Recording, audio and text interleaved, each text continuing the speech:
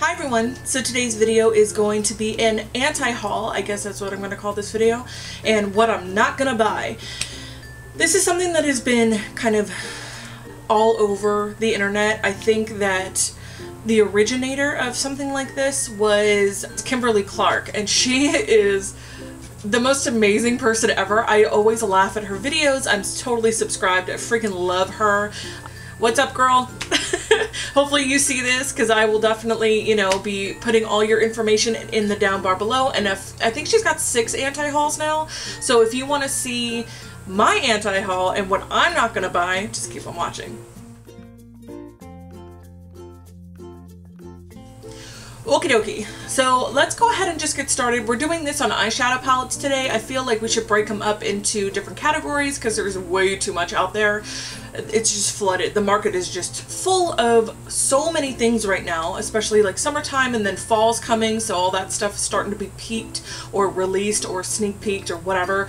What I'm going to go ahead and do is just tell you about eyeshadow palettes that I'm not going to be buying, just for future reference and just to let you guys know before we get into this. It is not bashing companies. I am not going in and telling you that they suck or I hate them. It's nothing like that.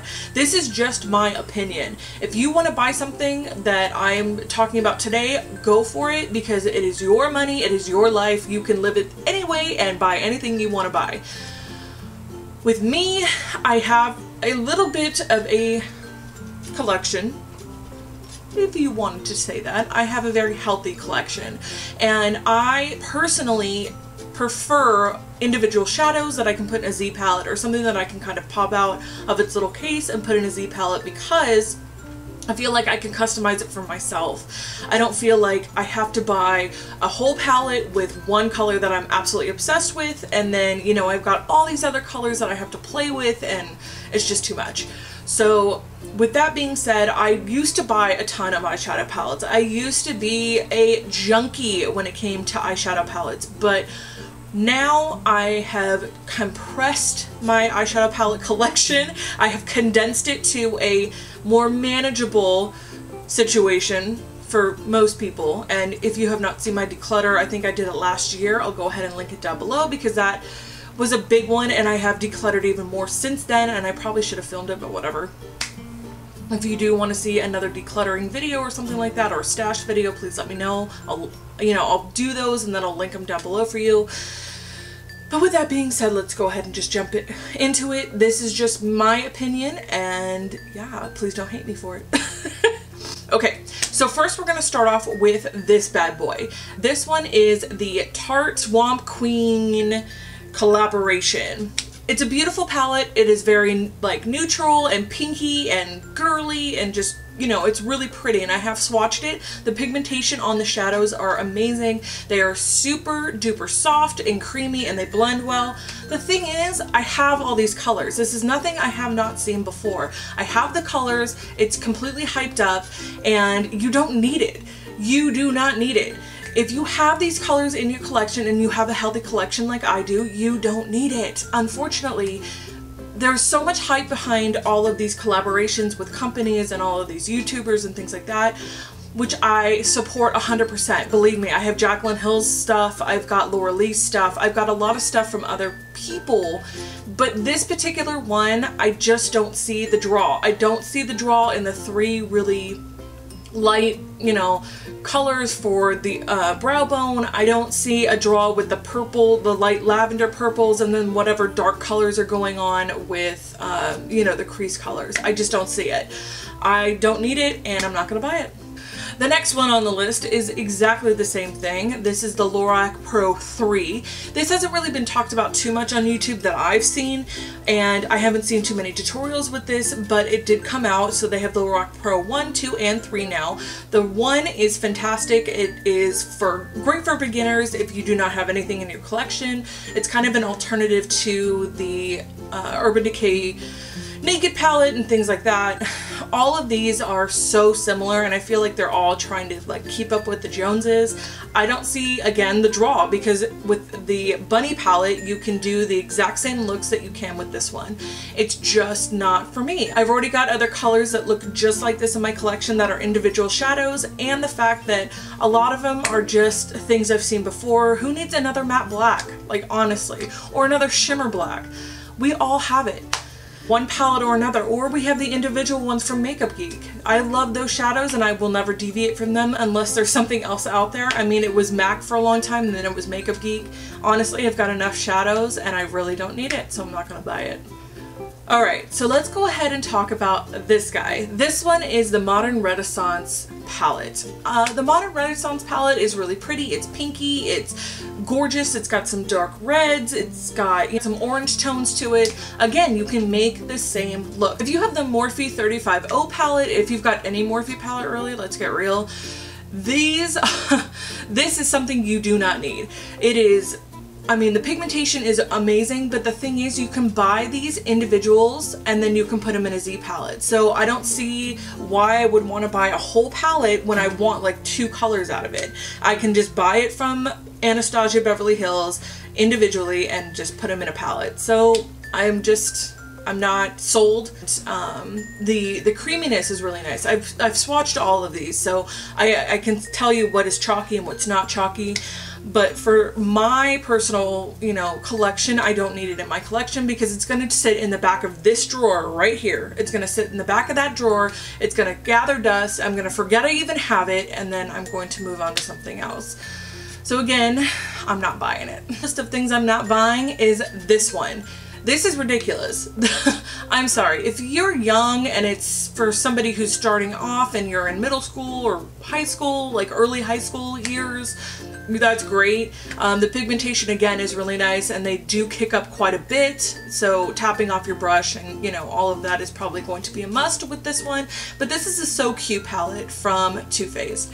Too Faced shadows in general I'm not a fan of. I'm not someone who is going out and buying all of Too Faced palettes. I bought the peanut butter palette for a giveaway and I mean, that was one of those spare of the moment, I got a rockin' deal on it, and with this one it just doesn't call to me. The green color in there that's like a splash of color is great, but I can get the same green color from Pegasus or something like that from Makeup Geek. Darker colors in there I'm never gonna use other than like on my lower lash line. It's just not, it's not good. It's just, it has no cohesiveness, it doesn't make any sense. You need a green, you need a pink, you need a blue. I don't get it. So I'm not buying it because I don't understand it. And I mean, the packaging is, yeah, really cute because it's like stickers and, you know, childhood memories and things like that, but I'm just not doing it. So, not gonna buy it. This one pisses me off.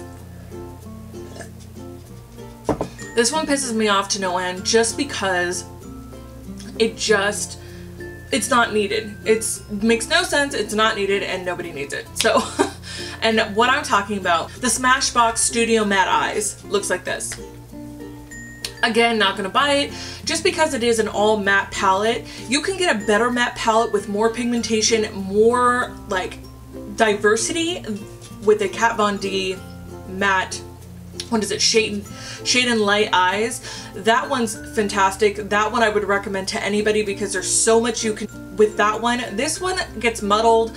All the colors look the same. It just kind of muddles up your eyes. It doesn't give you, you know, pigmentation, and it's kind of, honestly, it's kind of boring. I don't see the draw for it, and I've played with this in the store. I've looked at it a couple times online. It's just not something that I'm ever going to be interested in, and I'm not impressed with Smashbox eyeshadows either. So again, it doesn't impress me, and it's not anything I haven't already seen, or I can get better from a different palette, so I'm not going to buy it. So we've got 3 more to talk about. The next one is the 35F palette. I ain't buying this either. I've got a few Morphe palettes that I really like, and 35 of these guys are going to take you until the end of time. You do not need 35 eyeshadows of the colors that you already have from the 35O palette. You don't need it. They're going to give you the exact same thing, and most of these are shimmer. The only ones that are matte are the line on the very bottom. There's 1, 2, 3, 4, 5, 6, 7. There's only 7 matte shades, and it's really limiting you to what you can do, because most you know, makeup looks don't want to put shimmer underneath the, you know, the lower lash line. You only want to put it on the lid and a pop of color in the inner corner. Like, give me a break. There is so many colors that it's going to be just like flashing at you saying, use me, and you're just not going to do it. And the fact that the Morphe palettes all look the same, they all sit in the back of the drawer, you don't know which one you have, because if you lose the sticker on the back, you're screwed. It's just something I'm not gonna buy. It just pisses me off because they keep rearranging colors and, you know, putting in another palette and rearranging the colors again, even though they're all the same colors. I'm done. I'm over it. I'm not gonna buy it. Sorry. Okay, so you think the last one pissed me off? This one really pisses me off. Not really because of anything other than it is not a standalone palette. You cannot use this palette to make any eye looks by itself. You need to incorporate another palette or some other eyeshadows to even get any kind of look with this because it is all shimmer. What I'm talking about is the Moondust palette from Urban Decay. Looks like this. It's brand new. They just released it. It's all glitter, all of it. You would need to get some matte shadows to put in the crease and underneath the brow bone because you don't want to be blinging all day long. Unless that's your thing, you do you. But for me, I like a little subtle, you know, hint of shimmer underneath my brow bone, and then maybe some really nice glitter on my eyelid and maybe on the inner corner. But I'm not going to be putting this in my crease. I'm not going to be putting it on my lower lash line. I'm not doing it. And if I want a palette, I want it to be a standalone palette. I want it to be something that I can use all at once. I don't need to incorporate anything else. I don't need to bring another freaking palette out so that I can make this eye look work and like move from palette to palette, because nobody's gonna do that. No one. It makes no sense. Yes, the pigmentation on these are okay. I've swatched them, I've played with them. They are chunky, they are glittery, they kick up. The undertones on the glitter are okay. You can kind of see them. They're not so sheen. Like if you do the green, like the teal green color, you'll see a little bit of a teal green, but you're not going to be seeing like what it looks like in the pan. It's just not going to happen. If you want to do that, you're going to need to use a setting spray. This just pisses me off. Like Urban Decay eyeshadows, for the most part, the sheen ones, the ones that have just a little bit of a sheen or glitter to them are fine. But the chunky glitter ones that fall all over the place are going to be down on your cheeks. It's not worth it. It's going to be everywhere. You're going to look like a freaking disco ball. I'm just not going to buy it. It's just something that I'd rather, if I wanted glitter, I would buy a little thing of glitter and slap that on my eyes. I'm going to put something like this all over and, you know, expect it to be green or blue or friggin' pink or whatever. I'm just not gonna do it. And the thing is, the foiled shadows from Makeup Geek are gonna be twice as good anyway, so I'm not gonna buy it. Sorry, guys. The last one we're talking about is Kat Von D Serpentina. So I love the Kat Von D. Obviously, I've already talked about it earlier. It's a Shade and Light eye palette. Love it. Will take it travel with me. It's freaking amazing. I can get whatever I need from that palette. If I wanted glitter, I'll again buy a little thing of, you know, NYX pigment glitter or MAC pigment glitter or whatever and slap that on my eyes if that's what I'm looking for. This one, again, is exactly the same thing as the Urban Decay Moondust. Glitter is going to get everywhere. It's chunky. It's just not something I'm interested in. And honestly, all these colors you can get from Makeup Geek and they're going to be twice as good, more pigmented, and they're not going to get all over your face. The orange looks like Flamethrower from Makeup Geek. The blue and green you can find from Makeup Geek as well, and honestly, it's just something I'm not going to buy. Plus, then you get a little thing of glitter with it. Like, it makes no sense. Why are you giving us a little thing of like glitter or whatever that is with this palette? You know, it just, things like this drive me nuts when they do a palette and then they add like all these extra stuff just to kind of entice you. I'm like, your palette should stand alone and you should really focus on just that, not throwing in all this extra stuff. Like the Vegas Nay palette had all sorts of extra shit that came with it, and I didn't buy that one either because it pissed me off. I was like, there's too much stuff going on. It just is overwhelming. It's too much. I can't take it, and I'm not gonna buy it. I can't do it. Sorry, guys. I know that you probably hate me right now, but I'm letting you know that I'm just not gonna buy it. I hope this was helpful. Thank you so much for watching. If you have not already subscribed, please go ahead and do so below, because I would love to have you, watch some more of my videos and see what's upcoming. If you are on social media, please follow me on Twitter, Snapchat, Facebook, and Instagram, because all of my links are down below. And if you want to see another anti-haul with lip products or foundations or mascaras or whatever, please let me know, because I'd love to do that for you. And I will see you guys in the next video. Love you guys. Bye. Oh God. It's the same thing. Looked at it a couple times online. It's just not something that I'm ever going to be interested in. And I don't, and I'm not impressed with Smashbox eyeshadows either. Oh God, the 35F. Oh yeah, oh yeah. What I'm not gonna buy. Yeah. Oh God.